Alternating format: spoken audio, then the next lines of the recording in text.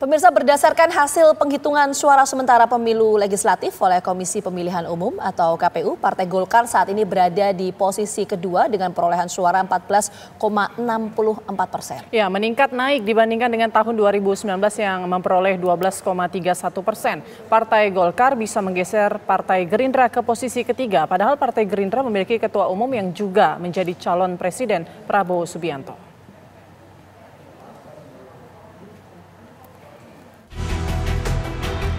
Hasil penghitungan suara pemilu legislatif oleh Komisi Pemilihan Umum KPU menempatkan PDI Perjuangan untuk sementara di posisi teratas. Namun, meski menduduki posisi puncak, suara PDI Perjuangan diprediksi tidak akan mencapai perolehan suaranya seperti pemilu 2019. Pertanggal 17 Februari 2024 pukul 19.30 waktu Indonesia Barat dengan data masuk 51,28%. PDI Perjuangan memperoleh 16,43%, turun dibandingkan perolehan suara 2019 yang mencapai 19,33%. Yang menarik adalah suara Partai Golkar. Berdasarkan hasil penghitungan sementara, Partai Golkar saat ini berada di posisi kedua dengan perolehan 14,64%. Meningkat naik dibandingkan tahun 2019 yang memperoleh 12,31%. Partai Golkar bisa menggeser Partai Gerindra ke posisi ketiga. Padahal Partai Gerindra memiliki ketua umum yang juga menjadi calon presiden, Prabowo Subianto. Peningkatan juga terjadi pada Partai Kebangkitan Bangsa PKB yang berada di posisi keempat dengan perolehan 10,99%. Sementara di tahun 2019 PKB mendapat 9,69%. Partai Nasdem bisa mempertahankan di angka 9%. Sementara PKS berdasarkan penghitungan suara per 17 Februari berada di angka 7,49%. Padahal di Pileg 2019 PKS mendapatkan 8,21%. Ini membuktikan partai yang tidak mencalonkan kadernya sebagai calon presiden atau calon wakil presiden tidak serta-merta turun suaranya dalam pemilu. Pengamat politik Ujang Komarudin mengungkapkan, naiknya suara parpol juga karena kerja keras calon anggota legislatif di daerah pemilihan. Tak semata-mata efek ekor jas. Nah, memang awalnya bisa jadi keempat partai tersebut, ya Golkar, PKB, PKS, dan Nasdem, ingin mendapatkan efek ekor jas atau koktail efek dari kandidat capres-cawapres yang diusung maupun yang didukungnya. Misalkan Nasdem, PKB, PKS tentu ingin mendapatkan efek koktail efek dari kandidat capres dan cawapresnya. Tetapi kan tidak banyak didapatkan dari hal itu. Begitu juga Golkar mungkin ingin mendapatkan koktail efek dari Prabowo, dan itu juga tidak mendapatkan. Mereka kenapa naik suaranya dari pemilu sebelumnya? Itu karena ya perjuangan keras dari para kandidat atau dari para caleg-calegnya itu. Karena dengan itulah ya mereka bisa naik suaranya. Karena tadi tidak bisa berharap kepada koktail efek dari kandidat capres-cawapres yang diusung dan didukungnya itu. Tetapi lebih kepada dari semua partai, termasuk keempat partai tadi, Golkar, PKB, PKS, dan Nasdem, ya berjuang habis-habisan, mati-matian di dapilnya masing-masing, mengamankan, menjaga, lalu menaikkan suara untuk kepentingan pilegnya. Penghitungan surat suara belum lagi selesai. Juga Komisi Pemilihan Umum belum menetapkan jumlah kursi yang diperoleh masing-masing parpol di Dewan Perwakilan Rakyat. Dengan perolehan suara seperti saat ini, adakah perubahan komposisi partai-partai di parlemen dibandingkan komposisi parpol saat pemilu 2019 5 tahun lalu? Tim TV One mengabarkan. Ya pemirsa, lantas faktor apa yang membuat Partai Golkar dan Partai Kebangkitan Bangsa naik signifikan dibandingkan dengan partai politik lainnya? Dan untuk membahasnya, pemirsa sudah bergabung bersama kami sejumlah narasumber, Direktur Eksekutif Indikator Politik Indonesia, Profesor Burhanuddin Muhtadi. Kemudian ada Kepala Departemen Politik dan Sosial CSIS, Arya Fernandes. Dan juga sudah bergabung bersama kami pakar komunikasi politik, Effendi Ghazali. Selamat petang semuanya. Kita mau mulai dulu dari Prof. Burhan. Prof. Burhan, ini cukup menarik ya, meski tanpa kader jadi capres, tapi suara Golkar ini naik signifikan ya, menjadi posisi kedua, bisa mengalahkan atau menggeser posisi Gerindra yang mana ketua umumnya ini diusung sebagai capres. Apa yang Anda lihat dari fenomena ini, Prof. Burhan? Apakah mesin partai yang bergerak atau seperti apa? Ya betul, jadi ada analisis yang berbeda untuk menjawab pertanyaan mengapa PKB dan Golkar meningkat pesat. Jadi di catatan kami, Golkar diperkirakan mengalami peningkatan kurang lebih sekitar 3% dibanding perolehan 2019, dan estimasi kursi dengan asumsi P3 tidak lolos PT, itu perolehan Golkar mencapai 92 sampai 110 kursi untuk pemilu 2024. Sementara PKB juga ada peningkatan kurang lebih sekitar 1,5%, ya. Tetapi peningkatannya tidak setajam Golkar tentu saja. Yang kedua, estimasi kursinya juga meningkat untuk PKB ya. Data kami misalnya memprediksi PKB mendapatkan kisaran 64 sampai 78. Sementara di periode sebelumnya 2019-2024 kursi PKB hanya 58. Nah, pertanyaannya mengapa? Tadi saya menyebut kita mungkin perlu memperlakukan berbeda. Mengapa PKB naik dan saat yang sama mengapa Golkar naik. Untuk PKB punya keuntungan karena punya cawapres yaitu Muhaimin Iskandar. Meskipun kenaikan PKB itu harus dialami di tengah kekalahan capres cawapres yang mereka usung. Tadi saya lihat press conference-nya kan sepertinya ada nuansa gloomy ya. Meskipun ada kenaikan suara PKB tetapi suara Amin itu tidak sesuai dengan target yang mereka capai. Bahkan di kandang PKB itu suara Amin jauh sekali di bawah ekspektasi ya. Di Jawa Timur cuma 17%. Dan ini ironisnya, basis PKB yang memilih Amin itu hanya 39%. Lebih dari separuh, sekitar 51% pemilih PKB 2024, tanggal 14 Februari kemarin, itu justru bocor ke paslon 02. Nah ini saya sebut sebagai tadi gloomy ya. Jadi ada satu prestasi yang patut mereka syukuri, tapi di sisi lain di Pilpres mereka kalah cukup telak. Nah pertanyaannya mengapa? Tentu simpel jawabannya, karena ada Muhaimin Iskandar di sana. Jadi munculnya Muhaimin sebagai pendamping Anies itu membawa berkah elektoral buat PKB, tapi tidak buat Anies Baswedan. Karena Anies tetap kekurangan suara di basis-basis PKB. Ya. Nah untuk Golkar itu memang menarik nih, karena Golkar ini itu tidak punya capres, tidak punya cawapres, ya mereka hanya menjadi tanda kutip penggembira untuk paslon 02, meskipun kursi Golkar lebih banyak ketimbang Gerindra hasil pemilu sebelumnya, tetapi Golkar mampu mencetak poin lebih banyak. Saya kira pemenang pileg yang sebenarnya adalah Golkar, meskipun ya PDI Perjuangan masih teratas, tapi PDI Perjuangan turun 3%. Dan Gerindra meskipun mengalami kenaikan kurang lebih 1% dan ketua umumnya menjadi presiden dengan menang telak, tetapi kebalikan dengan PKB, Gerindra juga gloomy karena partainya tidak mendapatkan kotel efek yang maksimal dari kemenangan telak seorang Prabowo Subianto.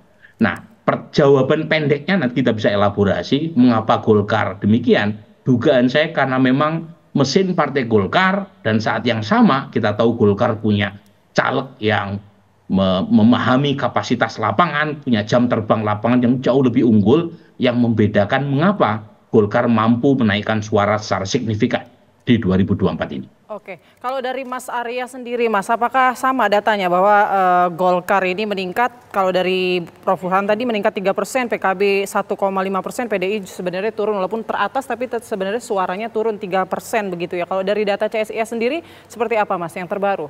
Ya baik, kebetulan kita sudah kemarin sudah memfinalkan data masuk 100% dari hasil hitung cepat ya. Quick count. Dan kalau kita lihat, kalau kita bandingkan antara hasil sementara versi hitung cepat di mana data sudah masuk 100% dan kalau kita bandingkan dengan perolehan suara partai di pemilu 2019 memang menunjukkan Partai Golkar itu naik sekitar 2,83%. Sementara pada saat yang sama PDIP drop atau turun 2,87. Pertanyaannya adalah kenapa Golkar bisa naik ya? Saya kira ada 3 atau 4 penjelasan. Yang pertama, kalau kita bandingkan dengan strategi partai lain, Golkar menempuh strategi baru, di mana memanfaatkan digital campaign melalui iklan-iklan politik di platform-platform sosial media, misalnya Meta gitu ya, yang itu spendingnya tidak dilakukan dengan banyak oleh partai-partai lain. Kalau kita lihat spending iklan Partai Golkar dibandingkan partai-partai lain, itu Golkar paling besar. Jadi Golkar menempuh pendekatan baru dalam strategi politik, di mana situasi sekarang berubah dan pengguna internet itu juga meningkat. Golkar menyadari itu, makanya spending untuk iklan dan kampanye itu, pengeluaran untuk iklan dan kampanye itu sangat besar. Dan kampanyenya juga sangat targeted di sosial media. Itu saya kira penjelasan pertama. Oke, itu strategi kampanye. Kalau untuk mesin partai? Untuk mesin partai saya kira, sebelum ke mesin partai ya, saya ingin menjelaskan hal lain dulu. Dibandingkan pemilu sebelumnya, nyaris sekarang itu ketua umum cukup kuat, ya, kepemimpinan internalnya cukup kuat, relatif tidak ada konflik. Kalau kita bandingkan dengan pemilu sebelumnya, 2019, 2014, di mana terjadi dualisme kepemimpinan, partainya dukung capres tertentu, kadernya dukung caleg tertentu. Sekarang nyaris tidak ada, instabilitas situasi internal terjaga, tidak ada konflik, itu yang membuat akhirnya caleg-caleg bekerja dengan baik. Nah, terkait yang terakhir soal mesin partai, Golkar saya lihat juga menempuh strategi yang baru juga, di mana penempatan calegnya itu sangat kompetitif. Caleg-caleg yang mau maju sebagai kader partai yang mau maju sebagai gubernur misalnya, karena pilkada akan dilaksanakan pada November nanti, itu harus misalnya diminta dulu untuk maju di pemilu legislatif. Misalnya Ibu Airin yang akan maju di Banten gitu ya, disuruh dulu caleg. Kemudian ada Pak Samsuar di Riau, itu maju dulu sebagai anggota legislatif. Dan beberapa calon-calon kepala daerah lain, misalnya Pak Ijek di Sumatera Utara yang akan maju sebagai gubernur, diminta dulu untuk maju sebagai caleg. Jadi ada perubahan strategi yang sangat luar biasa yang dilakukan oleh Partai Golkar. Dan itu berhasil misalnya. Kalau kita lihat, kita bandingkan, kita breakdown berdasarkan provinsi, Golkar berhasil menang pada provinsi-provinsi yang mana provinsi ini sebelumnya adalah basis utama Partai Golkar. Jawa Barat misalnya ya. Jawa Barat berdasarkan hasil hitung cepat itu Golkar mendapatkan 16,7. Tentu ada selain mesin partai, strategi, tentu kita harus apresiasi juga ada faktor Kang Emil misalnya. Di Sumatera Utara Golkar juga unggul 22,6 ya. Sulsel basis utama Partai Golkar sebelumnya sekarang juga unggul 22,4. Begitu juga di Riau. Jadi Golkar kembali merebut basis-basis utama mereka pada masa lalu. Oke, Mas Arya, mungkin saya potong sedikit. Kalau tadi memang Golkar ini yang bergerak adalah mesin partainya dan juga karena stabilitas politik di internalnya. Tapi bagaimana untuk PKB? Apakah memang suara PKB kursinya ini meningkat dibandingkan pemilu 2019 itu memang karena efek tadi yang disampaikan Prof. Burhan karena Caimin menjadi cawapresnya, atau memang ada faktor lain di luar itu? Saya sependapat ya, faktor Caimin bisa menjadi salah satu faktor. Tapi menurut saya ada faktor lain juga ya. Karena kalau kita lihat, kita bandingkan antara pertumbuhan suara PKB dari 2014 ke 2019 itu tumbuh sekitar 0,6%. 2019 kita bandingkan dengan hasil hitung cepat itu tumbuh atau naik 1,1%. Jadi kalau asumsinya faktor Caimin itu besar sebagai kandidat, harusnya dia bisa tumbuh 3%. Artinya faktor Caimin itu hanya faktor antara saja. Faktor utamanya tetap adalah konsolidasi internal yang terjadi. Misalnya kalau kita lihat di beberapa basis PKB itu berhasil dijaga. Jawa Timur misalnya ya, Jawa Timur PKB tampil sebagai pemenang dengan suara hampir 20%. Begitu juga di Jabar dan Jateng PKB dapat di atas 10%. Dan harus kita lihat juga di Lampung juga naik karena di sana ada wakil gubernur yang juga kader PKB. Jadi menurut saya faktor Caimin itu faktor antara yang membuat partai terkonsolidasi karena ada figur Caimin. Oke. Bang Ege, artinya ini strategi PKB dan Golkar kita bisa bilang cukup mumpuni ya pada pemilihan legislatif tahun ini. Tapi nanti ya Bang Ege jawabnya usai jeda berikut, kami masih akan kembali untuk Anda.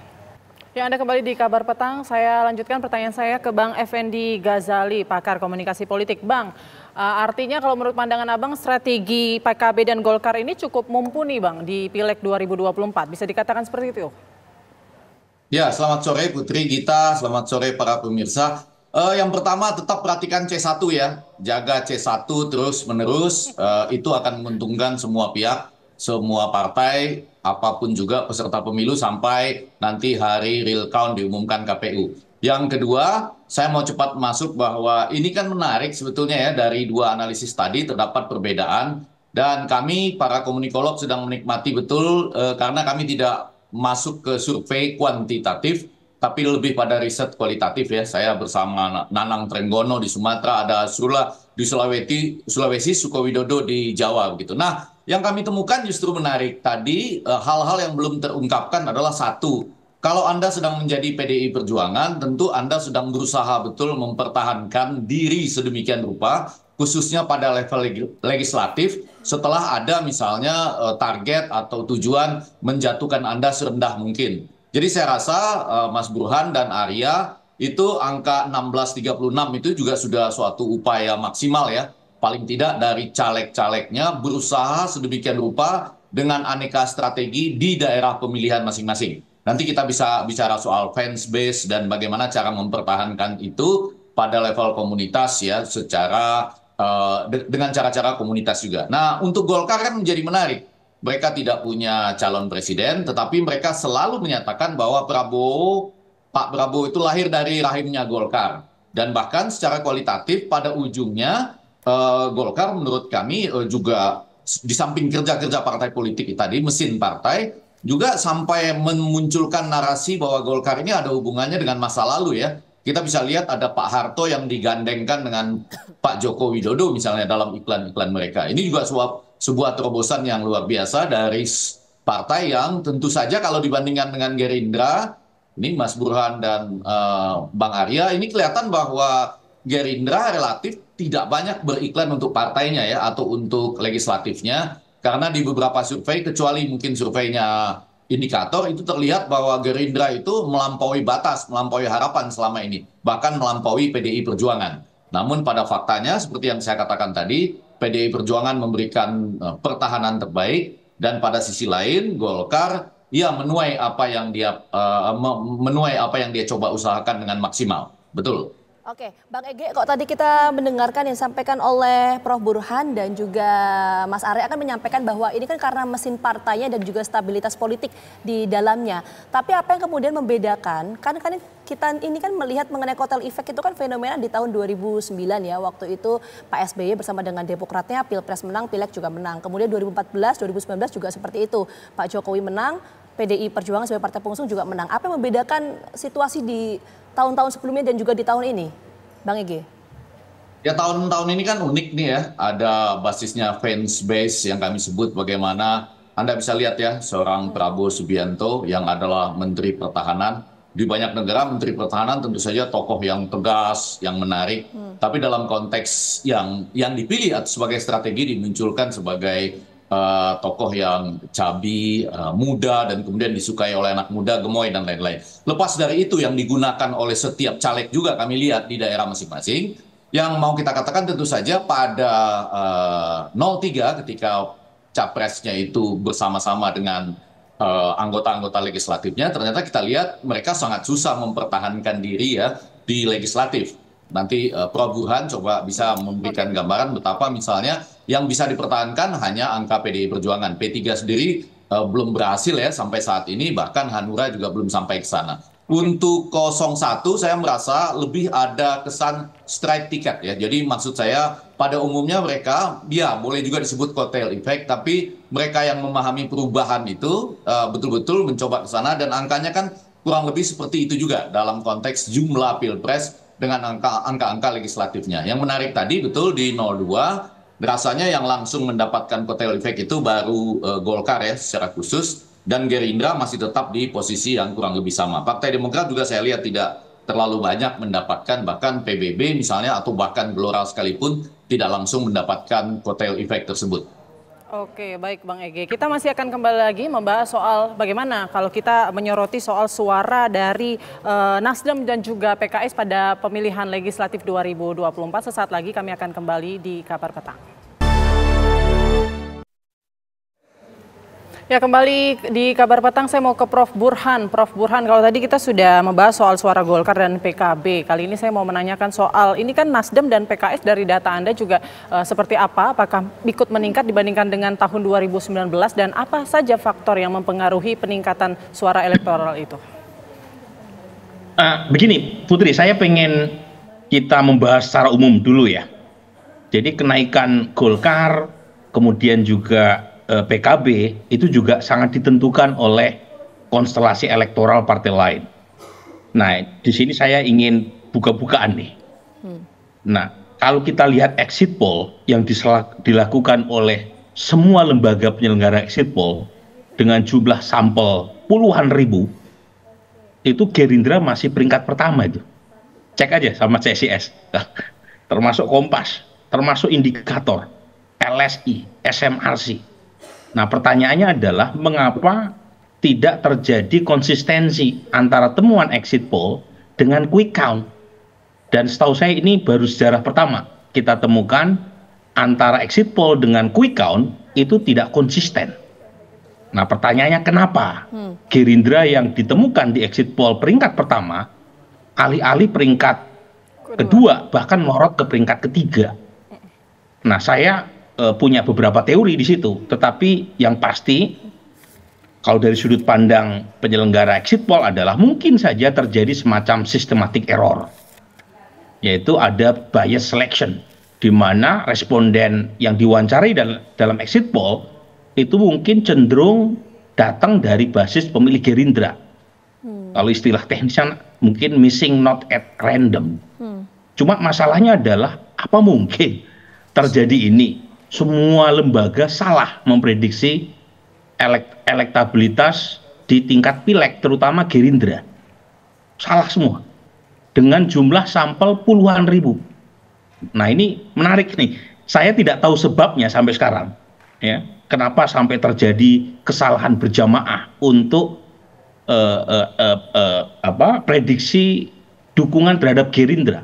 Karena yang lain kurang lebih sama. Masih ada 7% yang belum menentukan jawaban, bukan belum menentukan jawaban, mengatakan rahasia. Termasuk pertanyaan Putri tadi soal Nasdem dan PKS.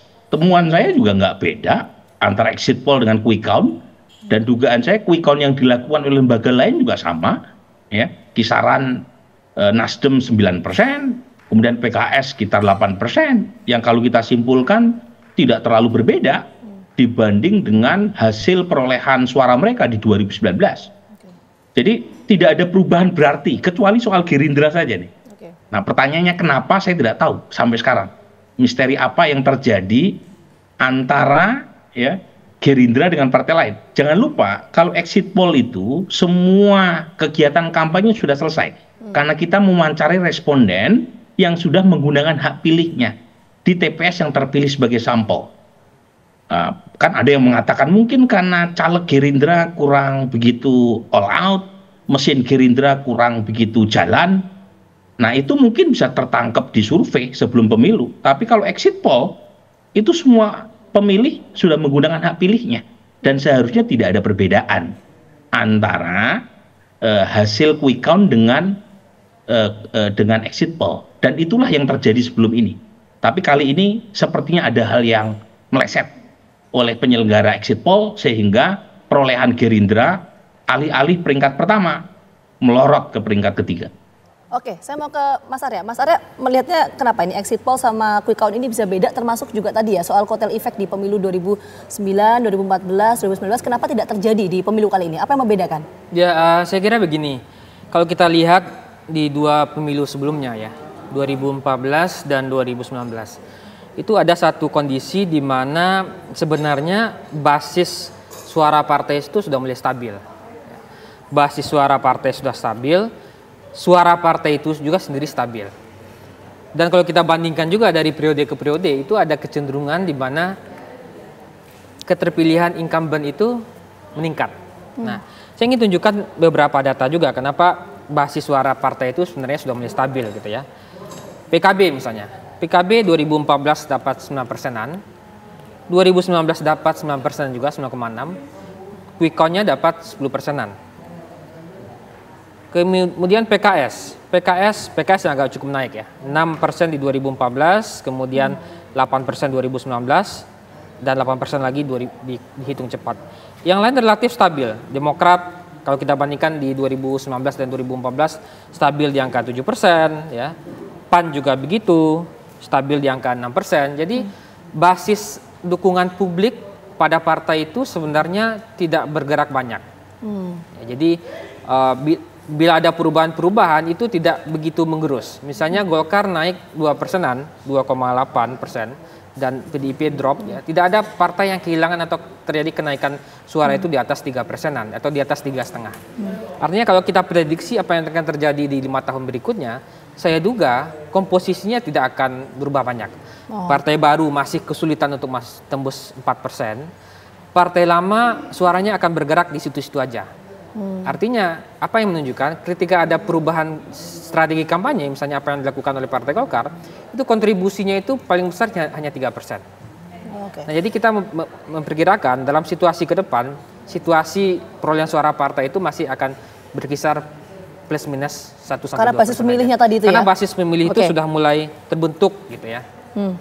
Oke, Bang Ege, kalau tadi disampaikan Prof. Burhan sama Mas Arya, ini kalau PKB diuntungkan Caimin, kemudian Gerindra, tapi tidak berpengaruh atau tidak berefek kepada partai, maksudnya Prabowo tidak berpengaruh atau tidak berefek kepada Gerindra yang kemudian tidak menjadi partai suara teratas begitu ya di pemilihan legislatif. Kemudian juga beberapa partai koalisi Indonesia Maju juga ternyata berada di urutan terbawah begitu ya.